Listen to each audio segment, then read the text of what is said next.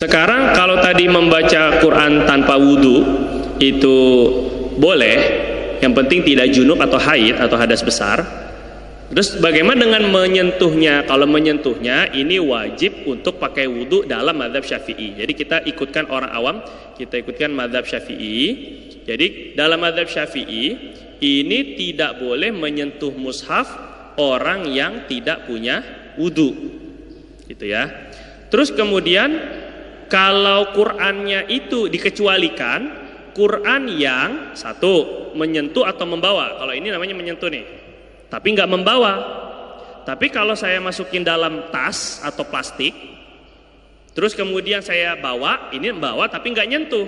Jadi ada dua hukum yang berbeda. Ada hukum, ada dua perkara yang berbeda. Ada membawa, ada menyentuh. Karena yang menyentuh tidak mesti membawa, yang membawa tidak mesti menyentuh. Nah, kalau menyentuh dan membawa ini punya pengecualian. Hukumnya haram tanpa wudhu kecuali satu, jika membawanya dengan benda lain dan tidak niat membawa Quran saja. Misalnya Quran masukin dalam tasnya ada dompet, ada apa segala macam, niatnya bawa Quran dan dompet, boleh. Niatnya bawa tas saja, boleh. Tapi kalau niat bawa Quran saja nggak boleh. Itu satu yang dikecualikan, artinya boleh tanpa wudhu. Dua, yang boleh membawa Quran ataupun menyentuh Quran tanpa wudhu adalah Quran yang ada tafsir atau terjemahnya, dengan syarat huruf tafsirnya atau huruf-huruf terjemahannya lebih banyak dari huruf Quran.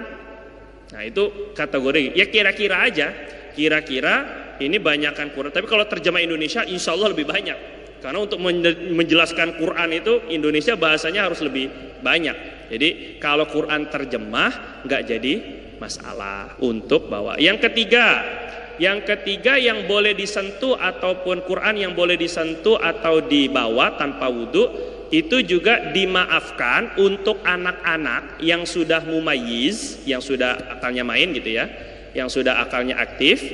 Ini untuk ngaji, nah itu juga nggak apa-apa, ada dimaafkan untuk ngaji, semata-mata untuk ngaji. Yang keempat, kalau Qur'annya ditulisnya di uang, zaman dulu bisa ditulis di macam-macam, koin misalnya, itu juga nggak apa-apa. Yang kelima, pengecualiannya jika menulis Quran, niatnya untuk nyari berkah, bukan nulis Quran niatnya, tapi niatnya untuk nyari berkah. Misalnya nulis Bismillah di papan tulis, nulis atau di kertas karton kita tulis Bismillahirrahmanirrahim. Kalau niatnya sekedar nyari berkah, kita megang kartonnya nggak apa-apa. Kalau niat nulisnya itu untuk nulis Quran, memang untuk nulis Fatihah gitu ya, memang nulis Quran misalnya, maka nggak boleh bawa tanpa wudhu. Itu beberapa hal yang dikecualikan, boleh dibawa Qurannya tanpa wudhu. Untuk handphone ini beda pendapat ulama. Ada pendapat yang pertama, dan ini pendapat yang dianut oleh Syekhuna, guru kami Syekh Nuruddin, itu tergantung aplikasinya. Kalau aplikasinya dibuka nggak boleh tanpa wudhu. Kalau aplikasinya ditutup berarti sudah bukan mushaf, jadi nggak apa-apa dibawa-bawa tanpa wudhu. Ini aplikasi yang memang Quran full, bukan Quran dengan terjemah ya. Kemudian pendapat yang kedua, mutlak boleh.